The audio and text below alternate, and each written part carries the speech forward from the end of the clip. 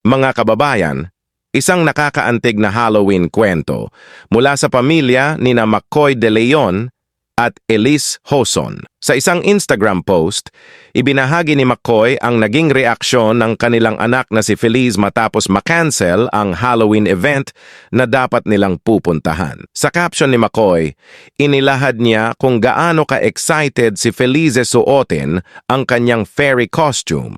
Ngunit laking lungkot niya nang malamang kanselado ang event dahil sa malakas na ulan. Ito ang unang beses na nakita ni McCoy si Feliz na disappointed at halos mapaluha, kaya naman hindi siya pumayag na manatiling malungkot ang kanyang little fairy.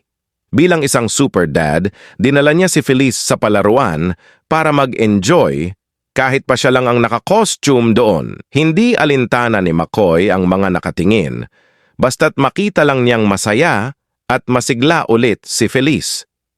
Tunay na nakakatuwa ang pagiging maalaga at mapagmahal na ama ni McCoy.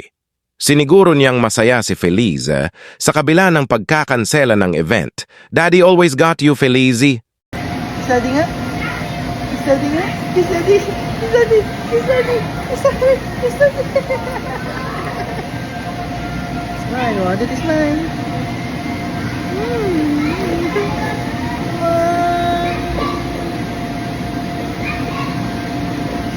Dana na.